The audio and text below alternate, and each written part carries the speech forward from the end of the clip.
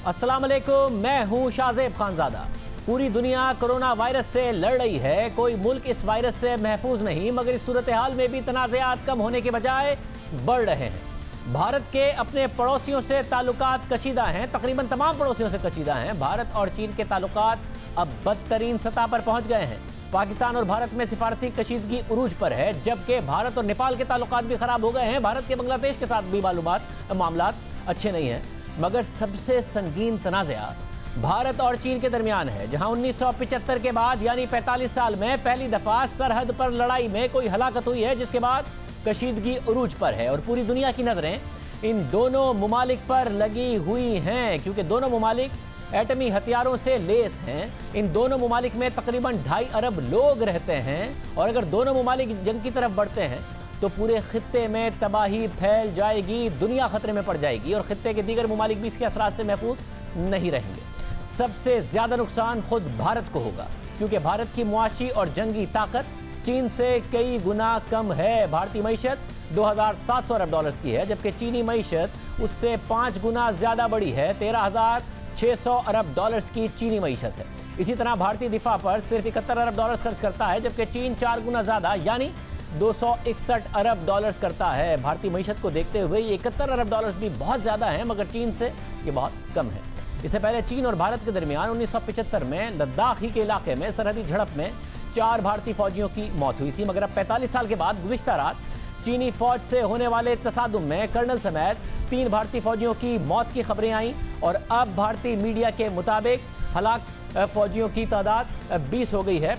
पहले भारतीय फौजियों की 3 की खबरें मीडिया रिपोर्ट करता रहा, अब 20 भारतीय फौजियों की हलाकत की खबरें आ रही हैं। दोनों मुमालिक एक दूसरे पर सरहद की खिलाफ वर्जी के इल्जाम लगा रहे हैं। भारत ने इल्ज़ाम लगाया है कि पीर की रात चीनी फौजी भारत के सरहदी इलाके में दाखिल हुए, जिसके बाद भारतीय फौजियों से झड़प हुई। अलबत्ता भारतीय मीडिया ये रिपोर्ट कर रहा है कि 3 से 4 चीनी फौजियों की भी मौत हुई है, मगर अब तक बैनुल अक़वामी मीडिया भारतीय फौज ही की हलाकतें बता रहा है। भारत की वज़ारत ख़ारजा ने बयान जारी किया कि 15 जून की शाम और रात को चीन ने भारतीय सरहद में दाखिल होने की कोशिश की। चीन की तरफ से सरहदी मुआहदे की खिलाफ वर्जी की गई, जिसके नतीजे में दोनों तरफ से जानी नुकसान हुआ है। जबकि चीन ने दावा किया है कि भारतीय फौजियों ने सरहद उबूर करके चीनी एहलकारों पर हमला किया। चीन की वज़ारत ख़ारजा के तर्जुमान के मुताबिक भारतीय फौजियों ने पीर को 2 बार सरहद पार की और उन्होंने चीनी फौजियों को इश्तियाल दिलाया, उन पर हमले किए, जिसके नतीजे में दोनों मुमालिक के फौजियों के दरमियान जबरदस्त झड़प हुई। चीन और भारत दोनों का दावा है कि दोनों अतराफ से गोलियां नहीं चली। भारत ने दावा किया है कि चीनी फौजियों ने हाथों और पत्थरों से उनके फौजी मार दिए। इलाके में तैनात एक भारतीय अफसर ने AFP से गुफ्तगू करते हुए दावा किया कि यहाँ फायरिंग बिल्कुल नहीं हुई, किसी किस्म का असलहा इस्तेमाल नहीं किया गया, ये पुरतशद्दुद झड़पें हाथों से हुई। कशीदगी के बाद भारतीय वजीर दिफा राजनाथ सिंह ने वजीर आजम मोदी से मुलाकात की। इसके बाद उन्होंने चीफ ऑफ डिफेंस स्टाफ और तीनों मुसल्लह अफवाज के सरबराहों का इजलास बुलाया। यानी भारत में इस वक्त सूरत हाल कशीदा नजर आ रही है, जिसे बाद में भारतीय वजीर खारजा भी इस इजलास में शरीक हुए। साथ ही भारत और चीन के मेजर जनरल्स की सतह के मुज़ाकरात भी शुरू हो गए हैं। पहले भारतीय फौज के इब्तिदाई बयान में कहा गया था कि उनके 3 फौजी मारे गए हैं, मगर फिर बाद में इस बयान में तब्दीली की गई और कहा गया कि दोनों तरफ से जानी नुकसान हुआ है। भारतीय मीडिया पर चीन के साथ कशीदगी की खबरें हैं और मीडिया पर बहस हो रही है, और साथ साथ जब हलाकतें 3 थी उस वक्त तक 3 बताई जा रही थी, अब 20 की खबरें आ रही। दोनों मुमालिक में सरहदी तनाज़ा 7 दहाइयों पुराना है। इस तनाज़े की वजह से जंग भी हुई, फिर मुज़ाकरात हुए। 2017 में 73 दिन तक कशीदगी रही। फिर उसके बाद जब भारत ने कश्मीर के साथ लद्दाख की आज़ाद हैसियत का मुतनाज़ फैसला किया, तो फिर दोनों मुमालिक में कशीदगी बढ़ी। मई के महीने में दोनों मुमालिक के फौजी आमने सामने आ गए। अमरीकी सदर डोनाल्ड ट्रंप ने सालिसी की पेशकश भी कर दी, मगर दोनों ही मुमालिक ने इस पेशकश को कबूल नहीं किया। अलबत्ता दोनों मुमालिक के अस्करी हुकाम के दरमियान बातचीत शुरू हुई, जिसके बाद तवक्को अब जाहिर की जा रही है कि कशीदगी कम हो जाएगी, मगर गुज़िश्ता रात भारतीय फौजियों की हलाकत के बाद अब फिर से कशीदगी में इजाफा है और तवक्को कम की जा रही है। भारतीय हुकाम का दावा है कि 6 जून को दोनों मुमालिक के दरमियान कोर कमांडर सतह की मुलाकात में यह तय पाया था कि दोनों इतराफ से फौजी पीछे हटेंगे, मगर चीनी फौजी पीछे नहीं हटे। 6 जून की मुलाकात के बाद सूरत हाल बेहतर हो रही थी। दोनों तरफ की सियासी क़यादत ने इस ऐलान का खैर मकदम किया और यह समझा जा रहा था कि गुज़िश्ता 1.5 माह से जारी कशीदगी कम हो जाएगी, मगर फिर अचानक से भारतीय फौजी मारे गए। और इस वक्त सूरत हाल यह है कि भारत के अपने तीनों पड़ोसियों से ताल्लुकात ख़राब हैं। पाकिस्तान के साथ सिफारती कशीदगी उरूज पर है। गुज़िश्ता रोज़ पाकिस्तान में 2 भारतीय सिफारतकारों ने एक शहरी को टक्कर मारकर जख्मी कर दिया, जिसके बाद उन्हें गिरफ्तार कर लिया गया। मगर कल ही इन दोनों एहलकारों को छोड़ दिया गया, मगर इस वाक़े के बाद भारत में पाकिस्तानी हाई कमीशन का घेराव किया गया, जबकि भारत मुसलसल लाइन ऑफ कंट्रोल पर सरहदी मुआहदे की खिलाफवर्जी कर रहा है। यह पाकिस्तान का भारत पर मुसलसल इल्ज़ाम है। दोनों ममालिक के दरमियान कशीदगी उरूज पर है। इसके अलावा भारत और नेपाल के ताल्लुकात में भी इस वक्त कशीदगी है। नेपाल में भारत मुखालिफ मुजाहरे हो रहे हैं। नेपाल की पार्लियामेंट ने एक नए नक्शे की मंजूरी दी है, जिसमें बाज़ ऐसे सरहदी इलाकों को नेपाल का हिस्सा करार दिया गया है जिसे भारत अपना इलाका करार देता है। और इस कशीदगी का आगाज़ भी गुज़िश्ता महीने हुआ, जब भारतीय वज़ीर दिफा ने नेपाल की सरहद के करीब एक सड़क का इफ्तिताह किया, जिसके बारे में नेपाल का कहना है कि यह सड़क नेपाल के इलाके से गुजरती है। नेपाल का दावा है कि जिन इलाकों को इंडिया अपना इलाका बता रहा है, नेपाल के पास इन इलाकों की मिल्कियत की दस्तावेजात मौजूद हैं। फिर इसके बाद भारतीय आर्मी चीफ ने बयान दिया कि नेपाल भारत के साथ जमीन का तनाज़ा चीन के इशारे पर पैदा कर रहा है, जिसके बाद दोनों ममालिक के दरमियान मजीद कशीदगी पैदा हो गई। मगर सबसे ज्यादा संगीन सूरत हाल भारत और चीन के दरमियान है। दोनों ममालिक के दरमियान सरहदी तनाज़ा नया नहीं है। दोनों ममालिक के दरमियान कशीदगी 7 दहाइयों पुरानी है। हिमालय के इलाके और लद्दाख पर दोनों ममालिक का दावा है। चीन का कहना है कि यह इलाका उसका है, जबकि भारत इस इलाके की मिल्कियत का दावा करता आया है। 1950 से 1962 तक कई बार इस मुतनाज़े इलाके में भारत और चीन के दरमियान झड़पें होती रहीं, मगर 1962 में दोनों ममालिक के दरमियान बड़ी जंग छिड़ गई। 1300 भारतीय फौजी मारे गए। 1 महीने तक जारी रहने वाली इस जंग में चीन ने भारत के एक बहुत बड़े हिस्से का कंट्रोल भी हासिल कर लिया था, जिसे बाद में भारत को वापस कर दिया, मगर 38,000 किलोमीटर के इलाके पर अपना कब्जा बरकरार रखा। भारत और चीन के दरमियान मुतनाज़े सरहद की लंबाई 2100 मील है, मगर लद्दाख की सरहद पर कशीदगी जंग के बाद भी बरकरार रही। जिस तरह पाकिस्तान और भारत की सरहद को लाइन ऑफ कंट्रोल कहा जाता है, इसी तरह चीन और भारत के दरमियान मुतनाज़े सरहदी इलाके को 1962 की जंग के बाद से लाइन ऑफ एक्चुअल कंट्रोल कहा जाता है, मगर इस सरहद की कोई हैसियत नहीं है। बहरहाल 1962 की जंग के बाद भी दोनों ममालिक के दरमियान झड़पें होती रही, लेकिन कभी भी सूरत हाल इतनी ज़्यादा ख़राब नहीं हुई, सिवाय 1975 में, जब दोनों ममालिक में कशीदगी हुई, जिसमें 4 भारतीय फौजी मारे गए और अब 20 भारतीय फौजी मारे जाने की इतलात आ रही हैं। भारतीय मीडिया इस हवाले से रिपोर्ट कर रहा है। भारत में इजलास हो रहे हैं कि किस तरीके से इस सूरत हाल को ख़राब होने से बचाया जाए। अब हमारे साथ इस वक्त वज़ीर ख़ारजा शाह महमूद कुरैशी साहब मौजूद हैं, उनसे इस हवाले से बात करते हैं। पाकिस्तान इस सूरत हाल को कैसे देख रहा है? शाह साहब बहुत शुक्रिया। शाह साहब, सूरत हाल भारत और चीन के दरमियान कशीदा है, पाकिस्तान इस सारे मामले को कैसे देख रहा है?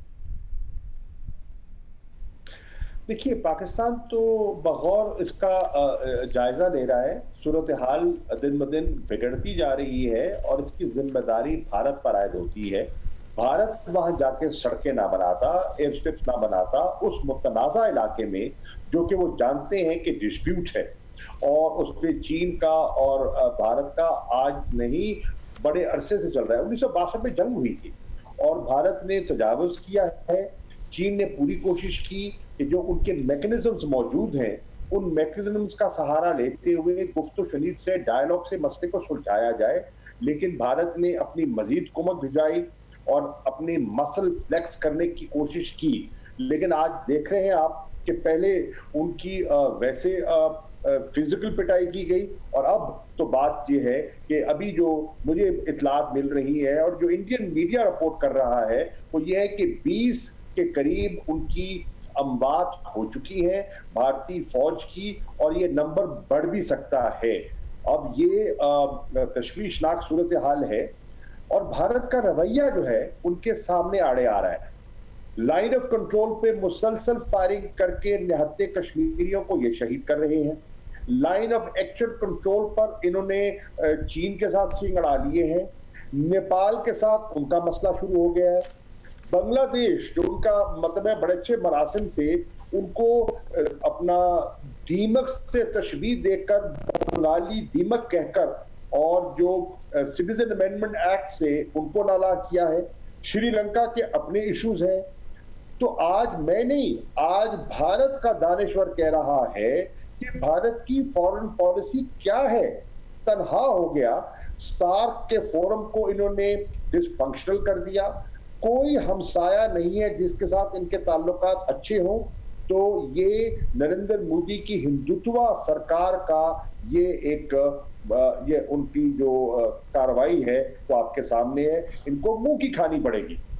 शाह साहब, पिछले दिनों वजीर आजम, इसके अलावा आप भी दुनिया को ये बताते रहे कि बड़ा ख़तरा है कि भारत अपनी जो मुआशी नाकामियां हैं, इसके अलावा जो कश्मीर की सूरत हाल है, अपनी आवाम की तवज्जो हटाने के लिए, बैन अक़वामी बरादरी की तवज्जो हटाने के लिए कोई फास्ट फ्लैग ऑपरेशन कर सकता है, माजी की तरह पाकिस्तान के साथ सूरत हाल ख़राब कर सकता है। अब जब चीन और भारत की सूरत हाल ख़राब हो गई है तो उसका ख़तरा कम हुआ है या उसका ख़तरा बढ़ गया है?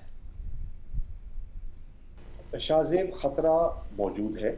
मैं बिल्कुल ये आपको बावर कराना चाहता हूँ। हमारी इत्तलात हैं वो डाइवर्जनरी टेक्टिक्स इस्तेमाल करना चाहते हैं। उसकी वजह ये है कि जिस किस्म का स्ट्रिक्ट लॉकडाउन उन्होंने किया बेहंगम किस्म का, अनप्लान्ड, उससे क्या हुआ, मईशत का भी बट्ठा बैठ गया और जो कोरोना वायरस का स्प्रेड है वो भी कंट्रोल नहीं हुआ।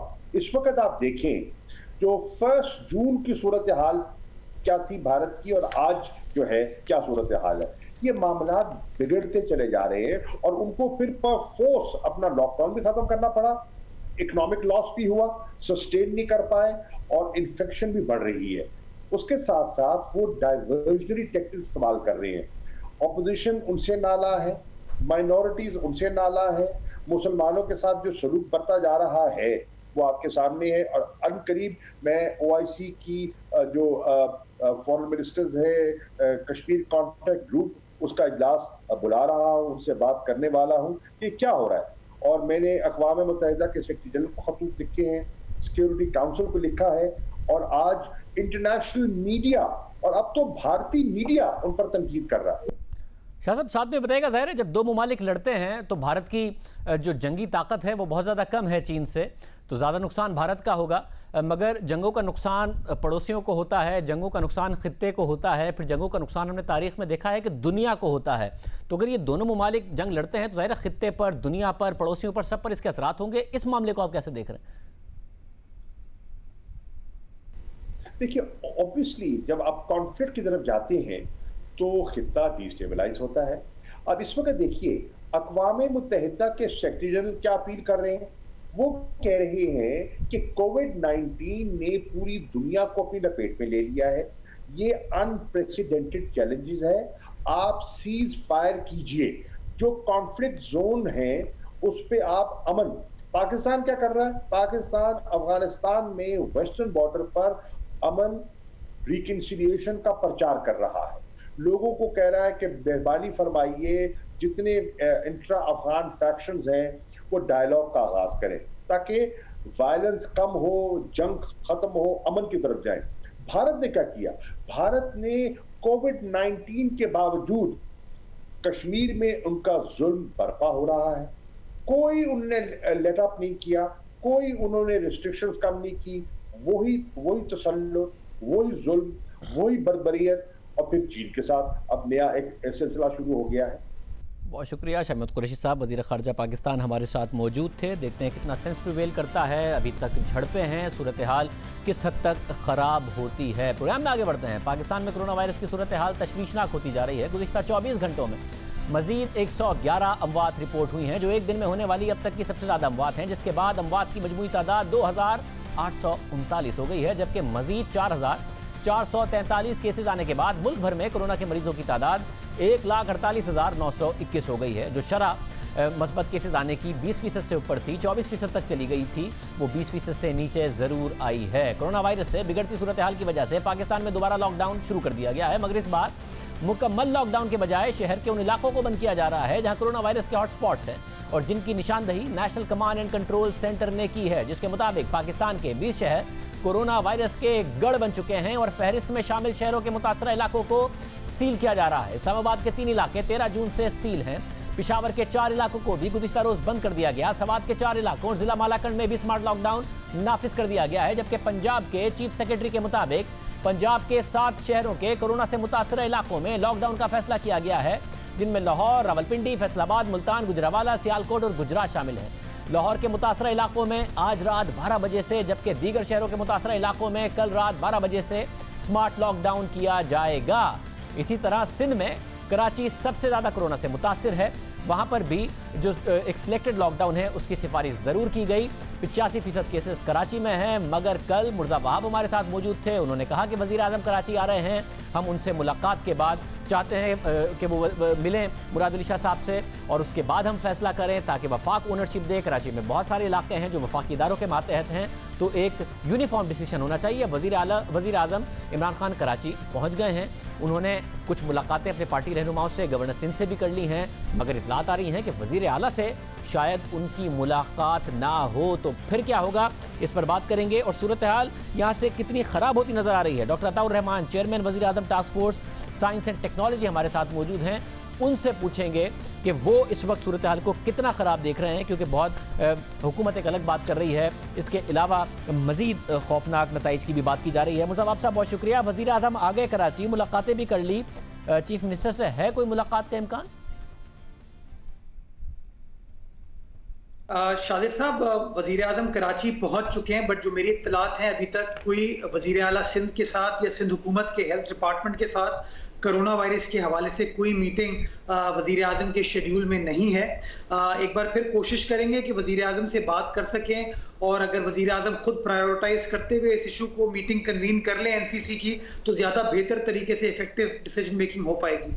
मगर मुर्ज़फ़्फ़र साहब, अगर नहीं होती वज़ीर आज़म से मुलाकात, तो NCOC भी एक ऐसा फोरम है जहाँ सिंध की भी नुमाइंदगी है, उसमें अगर मुख्तलिफ इलाकों का फैसला किया गया तो पंजाब में भी बहुत सारे इलाके हैं जो मरकज़ के मातहत हैं। कल आपने कहा था बैंक्स हैं, दूसरे इदारे, तो बैंक्स पंजाब में भी हैं, जिन इलाकों में सख्ती की गई है वहाँ पर बैंक्स भी बंद हो जाएंगे। DHA में अगर वहाँ पर लॉकडाउन किया गया है सिलेक्टेड इलाकों में, इसके अलावा कैंट में किया गया है, तो वहाँ पर भी पंजाब हुकूमत जो लॉकडाउन करी उसकी पासदारी होगी। तो कराची में क्यों नहीं कर सकते आपको क्यों वज़ीर आज़म से मिलना है? नहीं शादिद, पहले इंप्लीमेंटेशन नहीं हो पाई थी, और मैं यही आपको गुजारिश कर रहा हूँ, जब लास्ट टाइम हमने लॉकडाउन किया तो हमने पहले दिन हमारी जो लोकल इंतजामिया है उसने स्टेट बैंक से बात की और ये कहा कि आप तमाम बैंकों की तमाम ब्रांचेस को ना खोलें, बैंक्स को आप रिक्वायर करें कि कंप्लीट स्टाफ के साथ काम ना करें, बट ऐसा नहीं हुआ।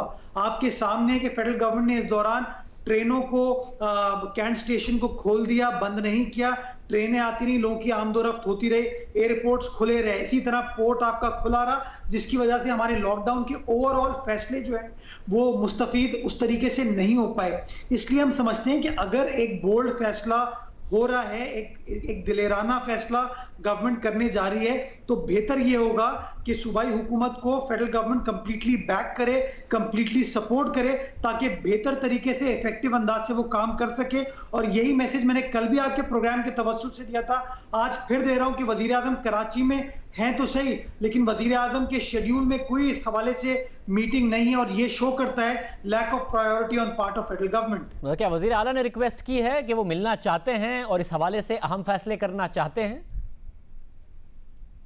मैं शादिब साहब, अगर इस सिचुएशन में भी वजीर आजम को खटखटाना पड़ेगा, अगर वजीर आजम को एहसास दिलाना पड़ेगा, तो फिर अल्लाह ही खैर करे, इस कौम के साथ फिर होने वाला क्या है। वैसे मगर हमारी हुकूमत के तहरीक इंसाफ के बहुत सीनियर रहनुमा से बात हुई, जो कि वज़ीर आज़म के से मुलाकात जिनकी हुई है, और उनका ये कहना था कि क्या ज़रूरत है मिलने की, अब से कुछ दिन पहले भी मिले हैं, वज़ीर आला NCC में भी उनकी मुलाकात होती है, वज़ीर आज़म का एक अलग इस वक्त दौरा है जिसमें उनकी अहम मुलाकातें हैं, अहम कुछ मामलात हैं, तो क्यों करनी है मीटिंग वज़ीर आला ने? शादिब साहब, इस वक्त मेरे मुताबिक मैं समझता हूँ पाकिस्तान का सबसे बड़ा मसला जो है वो कोरोना वायरस है, और अगर वजीर आजम पाकिस्तान 3.5 माह के कोरोना वायरस की वबा के बाद पहली बार सूबा सिंध तशरीफ ला रहे हैं, तो मैं समझता हूँ वजीर आजम के उस ट्रिप का टॉपिक, उसका महवर जो है कोरोना वायरस के खिलाफ स्ट्रैटेजी होनी चाहिए थी, उनको हेल्थ डिपार्टमेंट से ब्रीफिंग लेनी चाहिए थी, वजीर आला सिंध से मुलाकात करनी चाहिए थी, बट उन्होंने प्रायोरिटी किसको दी कि अपने इत्तेहादियों से मिल लें, अपने MPS से मिल लें, या किसी बिजनेसमैन से मिल लें, या किसी मीडिया पर्सनैलिटी से मिल लें। तो ये शो करता है कि वजीर आजम की आज भी प्रायोरिटी कोरोना वायरस से लड़ना नहीं है, और शायद सिंध की हुकूमत उनके लिए काबिल कबूल नहीं है, हमारी पॉलिसी जो या हमारी जो रिक्वेस्ट है वो उनके लिए काबिल कबूल नहीं है। मतलब ये बताइएगा कि ऐसा लग रहा है कि NCOC ने तो फैसला कर दिया कि मुख्तलिफ शहरों के सिलेक्टेड इलाके बंद कर दें, मगर आप उस NCOC के फैसले के तहत कराची के कुछ सिलेक्टेड इलाकों को नहीं बंद करना चाह रहे हैं, बल्कि पूरे शहर को बंद करना चाह रहे हैं, जिसके लिए आप चाहते हैं कि ट्रेन भी बंद हो, पोर्ट के भी किस तरीके से मामलात हों, और दूसरे जो फेडरल जो एरियाज कंट्रोल होते हैं वो बंद हो, ये आप चाह रहे हैं? शादिब साहब, मैं अगर आप मुझसे पूछें तो मेरी गवर्नमेंट का पर्सपेक्टिव ये है कि जो WHO की रिकमेंडेशन है हमें उसको इम्प्लीमेंट करने की जरूरत है। और वो ये नहीं कहता कि सिलेक्टिव लॉकडाउन होगा या कोई सिक्लूजन वाला लॉकडाउन होगा, वो अक्रॉस द बोर्ड लॉकडाउन की बात करता है। तो मैं समझता हूँ कराची में जो सिचुएशन एक बड़ी अलार्मिंग सिचुएशन है कि सिंध के तकरीबन 85% केसेस कराची शहर में, तो उसके अंदर इफेक्टिव लॉकडाउन के लिए आप किसी एक गली को मोहल्ले को बंद नहीं कर सकते हैं। आपको अपनी स्ट्रैटेजी जो है पूरे शहर के लिए बनानी होगी। और जब आप शहर की बात करेंगे तो नेचुरली अगर ट्रेन आती रहेगी, एयरपोर्ट से फ्लाइट्स आती रहेंगी, पोर्ट हमारा खुला रहेगा, बाकी कारोबार चलता रहेगा, तो मैं समझता हूं वो लॉकडाउन उस तरीके से हो नहीं पाएगा। इसलिए एक नेशनल स्ट्रैटेजी की, नेशनल नैरेटिव की जरूरत है। मतलब आप ये कह रहे हैं कोई सिलेक्टेड स्मार्ट लॉकडाउन नहीं, WHO ने जैसे कहा उसके तहत मुकम्मल लॉकडाउन हो, पूरा शहर बंद हो, कराची या फिर दूसरे शहर बंद हो, वजीर आजम मिलें, बात करें, इंडोर्स करें, पोलिटिसाइज ना करें और पूरा का पूरा लॉकडाउन हो। ये मैं समझ रहा हूँ आप ये कह रहे हैं। मैं समझता हूं कि सिर्फ ये फैसला कराची शहर के लिए नहीं होना चाहिए। लाहौर में भी सिचुएशन गंभीर है, पेशावर में भी गंभीर है, रावलपिंडी में भी गंभीर है। तो इसलिए फेडरल गवर्नमेंट को बजाय इसके कि situation completely out of control हो जाए, फेडरल गवर्नमेंट को प्रोएक्टिव अंदाज से काम करने की जरूरत है। And this is the opportune moment, this is the right time कि ये बोल्ड फैसला, बहादुर फैसला वफाकी हुकूमत करे। तमाम सूबाई हुकूमतें मिलकर काम करेंगी, बट ये नहीं हो सकता कि कोई एक लोकल गवर्नमेंट या कोई एक यूनियन कमेटी आप सील करना शुरू कर दो और बाकी जगहों को आप खोल दें। तो मैं समझता हूं अक्रॉस द बोर्ड फैसले की जरूरत है, और अगर अक्रॉस द बोर्ड फैसले होंगे तो ज्यादा इफेक्टिव अंदाज से हम कोरोना वायरस की वबा को रोक पाएंगे। बहुत शुक्रिया मुर्तज़ा साहब हमारे साथ मौजूद थे। डॉक्टर अताउर रहमान साहब, चेयरमैन वज़ीर आज़म task force science and technology, हमारे साथ मौजूद। डॉक्टर साहब बहुत शुक्रिया। डॉक्टर साहब आपने कंसर्न का पहले भी इजहार किया गया था, अब ये बताइएगा 12 लाख जुलाई के आखिर तक असद उमर साहब ने कहा है और ये सिलेक्टेड लॉकडाउन अब किया जा रहा है, आपके ख्याल में इससे सूरत हाल कंट्रोल हो सकती है या आप कुछ और देख रहे हैं? बात यह है कि इस वक्त एक बहुत एक्सप्लोजिव सिचुएशन है ये, और ये इस वक्त हमें सही अंदाज़ा नहीं है कि कितने % लोग पाकिस्तान के मुब्तला हो चुके हैं इस बीमारी में, क्योंकि हमने रैंडम टेस्टिंग जो है वो ना होने के बराबर की है।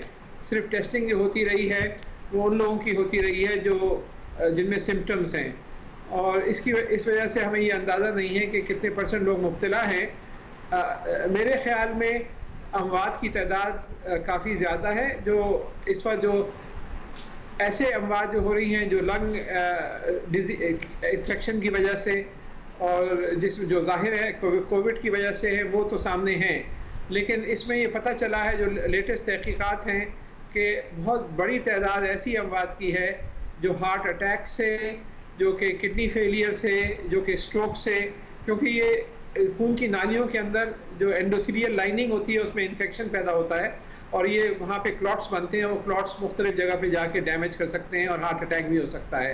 तो वो अमवात जो है वो काउंट नहीं की जा रही, और वो जब तक कि वहाँ भी टेस्टिंग ना की जाए कि वो अमवात भी इसी वजह से हो रही हैं या नहीं, तो जब तक सही फिगर नहीं पता चलेगा।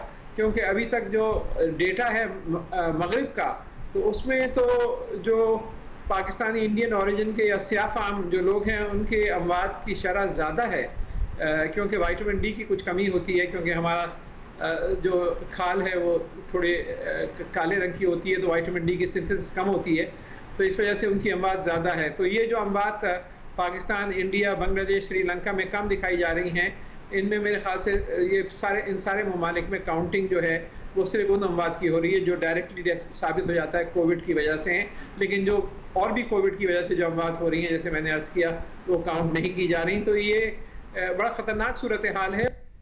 डॉक्टर साहब, मुख्तलिफ इलाकों में, चाहे ब्राज़ील हो, अमेरिका हो, बरतानिया हो, वहाँ पर ये देखा गया कि जो सिया फार्म हैं या फिर जो एशियन इलाके हैं, वहाँ पर जो मुआशी उनके हालात हैं उससे एसोसिएट किया गया कि जो इम्यूनिटी लेवल है उस पर बड़ा फ़र्क पड़ा हुआ है। तो जो मुतवसत तबके के लोग हैं, गरीब हैं, उन पर ज़्यादा हिट कोरोना वायरस की आ रही है।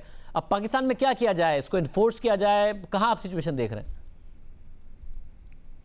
कि इसमें करना ही चाहिए कि जो 600-700 हॉटस्पॉट्स आइडेंटिफाई किए हैं, वहाँ पर उन इलाकों को जो सील कर रहे हैं उसमें मेरे ख्याल से पुलिस फोर्स जो है वो कामयाब नहीं होगा, इसमें हमें रेंजर्स को और शायद आर्मी को भी इन्वॉल्व करना पड़े सही तरीके से उन इलाकों को कंप्लीट लॉकडाउन करने में, ताकि वहाँ से बहुत ज़्यादा तेज़ी से नहीं फैले। लॉकडाउन आप एनफोर्स कितना ही करें, लेकिन जब तक लोग आप दूसरे इलाकों में आपस में मिलते रहेंगे पब्लिक प्लेसेस, और जो कि आप किसी भी बाज़ार में चले जाएं आज भी मुख्तलिफ शहरों के, तो आधे से ज़्यादा लोग मास्क नहीं पहने हुए। तो जब तक ये सूरत हाल होगी, जब तक इसको कोई ताकत नहीं रोक सकती, कोई हुकूमत नहीं रोक सकती। और आपने देखा कि नॉर्वे और स्वीडन में जब आप मुकाबला करें तो स्वीडन में अमवात दुगनी हुई है नॉर्वे के मुकाबले में, और फिर उन्होंने ये समझा है कि हाँ हमने गलती करी। और यही बरतानिया में देखें कितनी अमवात बढ़ गई हैं, हालांकि वहाँ तो शऊर भी मौजूद है, लोग समझते हैं, सोशल डिस्टेंसिंग को भी किसी हद तक पाबंद कर रहे हैं। तो ये जो है अब ये रुकने वाला नहीं है, ये बहुत तेज़ी से बढ़ेगा। और ये जो असद उमर साहब ने प्रेडिक्शन की है 10-12 लाख अगले महीने, मेरे ख्याल से इससे भी ज़्यादा एक्चुअल फिगर हो सकता है। और इसको रोकने के लिए बस यही है कि हम कोशिश ये करें कि जो जिन इलाकों में ये फैल रहा है उनको सही मायनों में सील ऑफ करें। बहुत शुक्रिया डॉक्टर अताउर रहमान साहब हमारे साथ मौजूद थे। उनके ख्याल में सूरत हाल ज़्यादा ख़राब हो सकती है उससे जो कि असद उमर साहब की तरफ से कही गई है, और ऑफिशियल डेटा जो बताया जा रहा है उससे ज़्यादा ऑन ग्राउंड सिचुएशन ख़राब है। डॉक्टर अताउर रहमान साहब जो कि खुद चेयरमैन हैं वज़ीर आज़म ही की टास्क फोर्स बराए साइंस एंड टेक्नोलॉजी के, वो ये बात कह रहे हैं। प्रोग्राम में आगे बढ़ते हैं। पाकिस्तान और फ्रांस के दरमियान 25 साल पहले एक डील हुई। इस डील में किकबैक्स लेने का इल्ज़ाम लगा, करप्शन का इल्ज़ाम लगा। फिर कराची में होने वाली दहशतगर्दी के वाक़े का ताल्लुक इस डील से जोड़ा गया।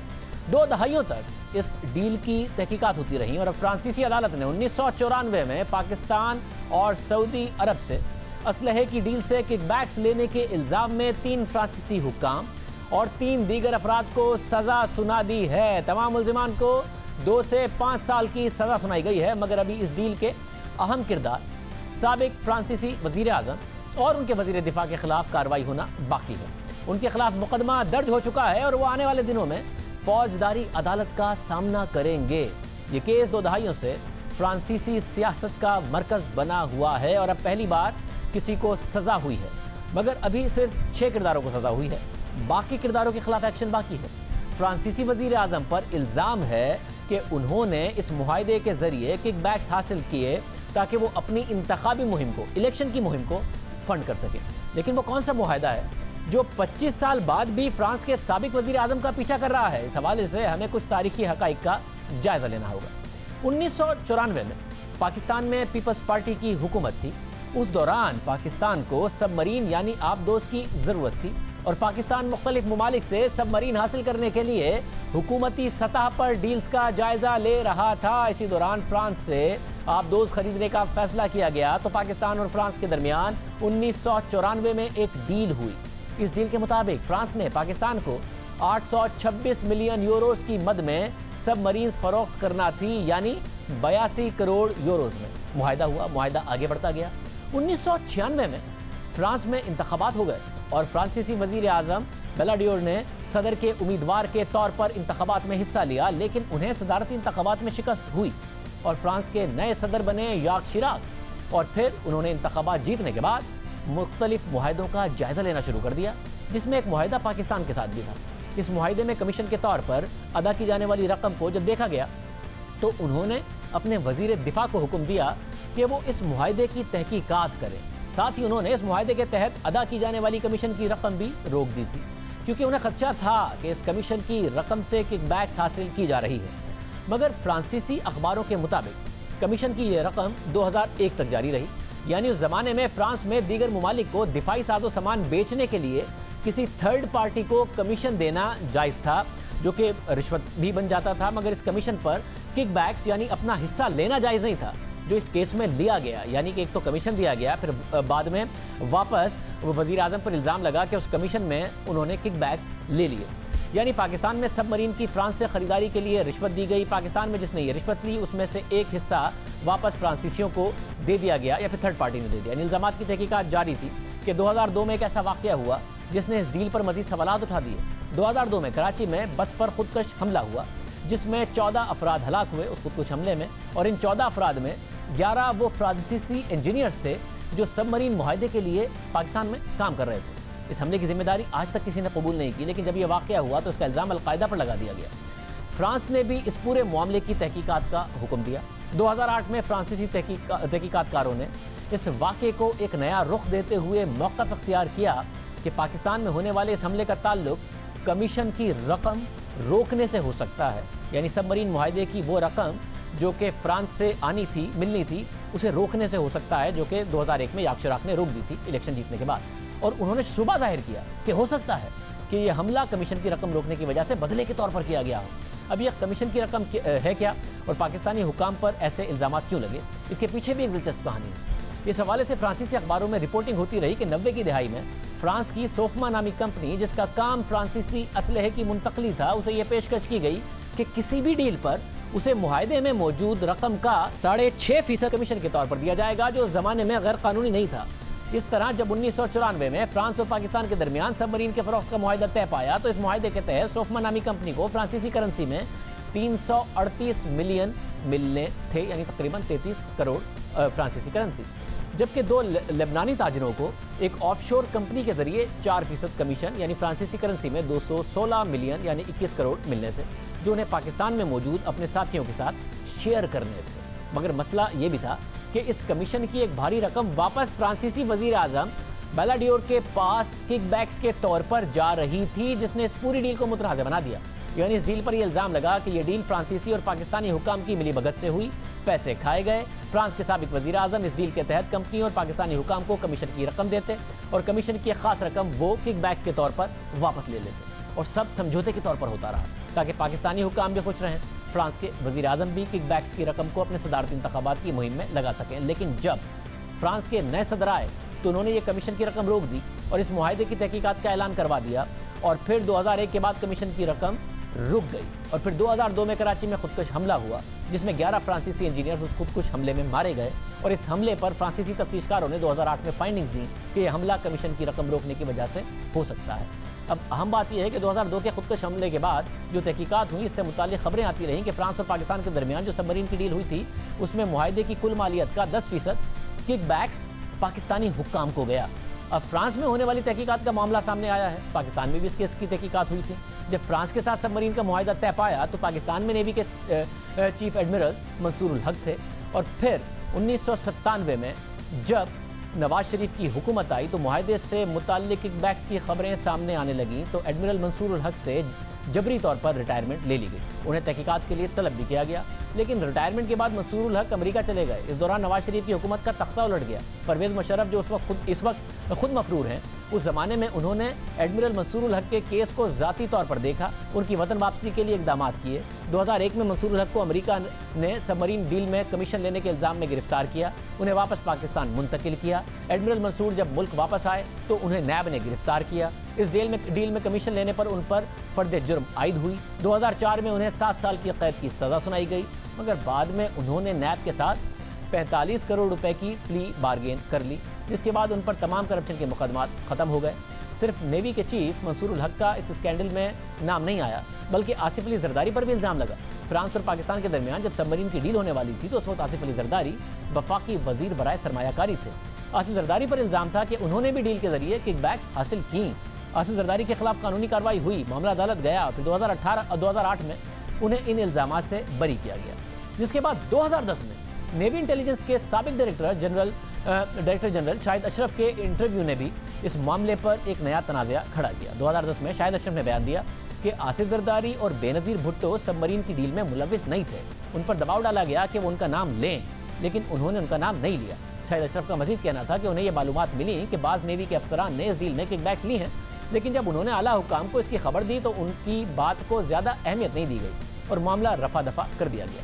यानी 25 साल गुजर गए। डील में करप्शन किसने की, मास्टरमाइंड कौन था, 2002 में धमाका किसने किया, क्यों किया, पाकिस्तान में ये पूरा मामला दब चुका है, लेकिन फ्रांस में उसकी तहकीकात अब तक हो रही हैं।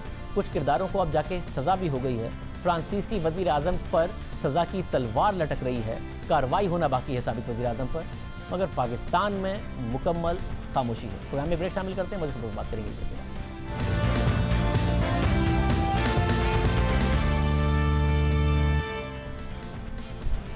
चीनी कमीशन की रिपोर्ट आए 25 दिन हो गए हैं। 63 रुपए की चीनी पड़ती है शुगर मिल मालिकान को, ये कहा गया था। उनका मुनाफा और टैक्स मिलाकर मगर अब तक चीनी 80 रुपए से ऊपर ही बिक रही है। गुज़िश्ता हफ्ते इस्लामाबाद हाईकोर्ट ने हुकूमत और शुगर मिल मालिकान को 70 रुपए फी किलो चीनी की फराहमी यकीनी बनाने का हुक्म दिया, मगर अब भी मुल्क भर में चीनी की कीमतों में कमी नहीं आई। गुज़िश्ता रोज इस्लामाबाद हाईकोर्ट में अहम समाअत हुई, जिसका तहरीरी हुक्म जारी हुआ। अदालत ने काश्तकारों की शुगर मिल केस में फरीक बनने की दरख्वास्त मंजूर की और कहा कि केस की समाअत जुम्मा 19 जून को होगी। और गुज़िश्ता रोज की समाअत में chief justice Islamabad high court justice Athar Minallah ने पूछा था कि चीनी 70 रुपए फरोख्त करने का क्या बना। उन्होंने एडिशनल अटॉर्नी जनरल से अमल दरामद रिपोर्ट मांगी। एडिशनल अटॉर्नी जनरल ने बताया कि खतो किताबत जारी है, लेकिन मार्केट में चीनी 70 रुपए किलो दस्तयाब नहीं। इस पर चीफ जस्टिस ने रिमार्क्स दिए कि फिर तो बात ही खत्म हो गई। स्टे ऑर्डर तो चीनी की कीमत कम करने से मशरूत था। मरकजी केस फिर जल्दी समाअत के लिए रख लेते हैं। जिसके बाद एडिशनल अटॉर्नी जनरल ने अदालत से दरख्वास्त की कि मरकजी केस आइंदा जुम्मे को मुकर्रर किया जाए, जिस पर अदालत ने रिमार्क्स दिए कि मशरूत हुक्म पर अमल नहीं हुआ तो केस जुम्मे के लिए मुकर्रर कर देते हैं। इसके बाद एडिशनल अटॉर्नी जनरल ने पूछा तो फिर क्या अदालती हुक्म इम्तना खत्म हो गया? तो चीफ जस्टिस ने जवाब दिया कि जब मशरूत हुक्म इम्तना पर अमल ही नहीं हुआ तो फिर हुक्म इम्तना कैसा। इसके बाद चीफ जस्टिस इस्लामाबाद हाईकोर्ट ने जुम्मा 19 जून को शुगर मिल एसोसिएशन को का केस मुकर्रर करने की हिदायत कर दी। क्या मार्केट में सूरत हाल है? कराची, लाहौर, पेशावर, कोयटा, क्या कहीं चीनी 70 रुपए की बिक रही है? देखिए। कराची के शहरियों के मुंह में बाजार फिरते फिरते कड़वाहट तो घुल गई, लेकिन इन्हें कहीं भी चीनी 70 रुपए फी किलो में ना मिल सकी।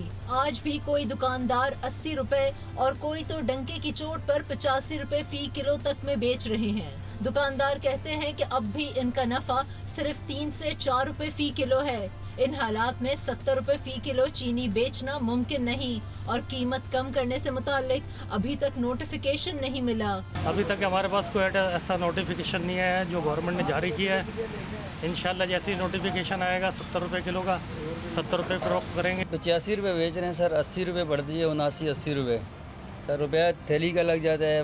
49 किलो कटे में आती है, उसके बाद अपने मेंटेनेंस के खर्चे होते हैं, उसके बाद जाके 82-83 बढ़ती है, 85 रुपये चलाते हैं सर। हुकूमत को मतलब कोशिश करनी चाहिए कि आगे बढ़ें और हम गरीबों का ख्याल करें। गवर्नमेंट को फॉलो कौन करता है? कोई भी नहीं करता। हर आदमी अपनी गवर्नमेंट बनी हुई है, अपना रेट है, अपनी मर्जी है। पहले जो चीनी मेरा ख्याल 70 रुपये थी, अब 80 रुपये, कोई 84 दे रहा है, कोई 80 दे रहा है, तो थोड़ा सा मुनासिब होना चाहिए। छोटी दुकानों के साथ साथ बड़े स्टोरों पर भी चीनी 85 रुपए किलो ही फरोख्त हो रही है, यानी 70 रुपए फी किलो का रेट कहीं पर भी दस्तयाब नहीं है। हुकूमत ने ऐलान किया था कि चीनी मार्केट में 70 रुपए फी किलो में दस्तयाब होगी, लेकिन अमली तौर पर ऐसा ना हो सका। लाहौर में अब भी चीनी 82 से 85 रुपए फी किलो में फरोख्त हो रही है, जबकि शहर के बाद इलाकों में दुकानों पर चीनी दस्तयाब ही नहीं। दुकानदारों का कहना है कि अगर 800 रुपए फी किलो हिसाब से चीनी मिले तो 70 रुपए में फरोख्त कर देंगे। अगर हमें चीनी 68 रुपए मिले तो हम 70 रुपए बेचेंगे। गवर्नमेंट की तरफ से ना चीनी वाले आए थे कि आपको हम ना चीनी 70 रुपए वाली देंगे, वो बेचें,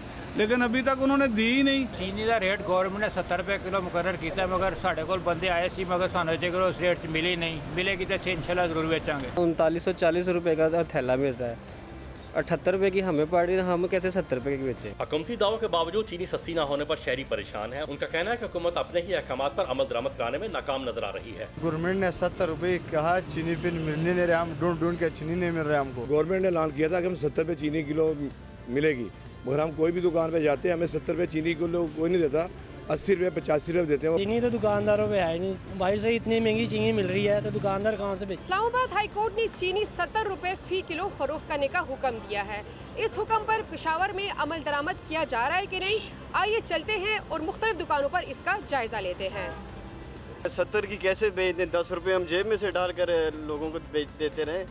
80 रुपए में हमें पड़ रही है मंडी में, मंडी से लेकर आते हैं और फिर 4-5 रुपए बचते हैं हमें इसमें से तकरीबन। 3900 रुपए का तोड़ा है, हुकूमत ने 70 रुपए रेट दिया है और 70 रुपए में वारा करती नहीं है, कैसे बेच? हमें इस तरह स्टॉक आया नहीं है कि फॉर एग्जांपल 68 का आया हो या 70 69 का और हम 70 में बेच दें। हमें आगे से महंगा मिल रहा है, हम भी महंगा बेच रहे हैं, क्या करें? एक मकामी स्टोर से हमने 1 किलो चीनी खरीद ली है, जिसकी रसीद भी हमें दी गई है। रसीद में देखा जा सकता है कि 1 किलो चीनी 70 रुपए की बजाय 85 रुपए में दी गई है। अदालती अहकामात के बावजूद कोयटा शहर में चीनी की कीमतें कम ना हो सकी, शहरियों को जो है कम कीमत पर चीनी नहीं मिल सक रही है और जो है दुकानदार हैं वो 80 रुपए किलो, 82 रुपए किलो और 85 रुपए किलो तक फरोख्त कर रहे हैं। जब हम लोग से बाहर से सस्ता मिल जाए तो हम लोग सस्ता दे रहे, बाहर वाला हम लोग को सस्ता नहीं दे रहे। 4000 रुपये का पार्सल हम लोग को अभी दे रहे होंगे, तो इसके बाद जब अगर सस्ता हो गया सस्ता देंगे, अगर नहीं हो गया इसी रेट पर बेचेंगे। रिपोर्ट आए 25 दिन हो गए मगर कहीं भी चीनी सस्ती नहीं हुई, आवाम को फ़ायदा बिल्कुल नहीं है। प्रोग्राम में आगे बढ़ते हैं। जस्टिस काजी फाइज ईसा की रोज़ाना की बुनियाद पर होने वाली समातों में जजिस के जो रिमार्क सामने आ रहे हैं और जो सवालात उठाए जा रहे हैं वो अब खुद हुकूमत के लिए अहमियत इख्तियार कर गए हैं। अब तक हुकूमत जस्टिस काजी फाइज ईसा पर इल्ज़ाम लगा रही थी कि उनकी अहलिया और बच्चों की बैरून मुल्क जायदाद है जो उन्होंने जाहिर नहीं की। आज जस्टिस काजी फाइज ईसा ने अपने जवाब में मौक़िफ़ इख्तियार किया है कि बहुत सारी ऐसी शख्सियात हैं जिनके नाम पर जायदादें हैं। शहजाद अकबर नामी शख्स की लंदन में 5 जायदादें हैं, फिरदौस आशिक ऐवान की 1 जायदाद है, जुल्फी बुखारी की 7 जायदादें हैं, उस्मान डार की 3, इमरान खान नियाजी की 6 जायदादें हैं, जहांगीर तरीन की 1 जायदाद और परवेज़ मुशर्रफ की 2 जायदादें लंदन में हैं। जैसे काजी फाइज ने लिखा कि जिस सर्च इंजन के ज़रिए मेरे अहले खाना की जायदादों की मालूमात हासिल की गई थी, उसी सर्च इंजन को इस्तेमाल करते हुए ये मालूमात हासिल की गई हैं।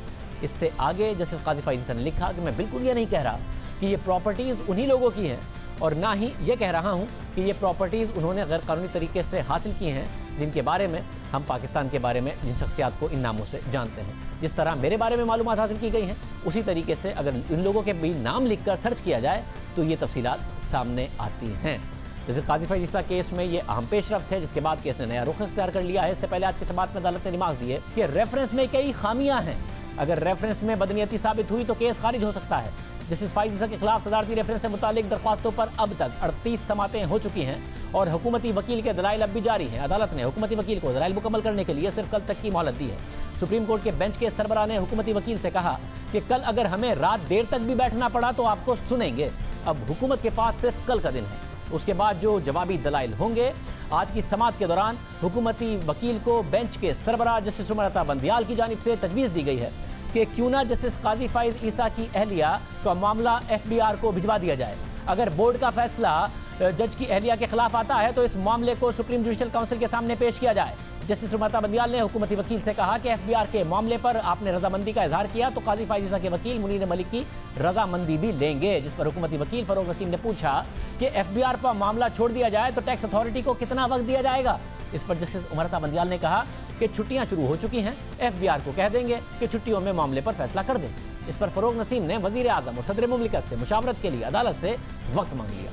समाअत के दौरान बेंच के सरबराह जस्टिस उमर अता बंदियाल ने रिमार्क दिए कि हम जजिस के एहतसाब से मुत्तफिक हैं।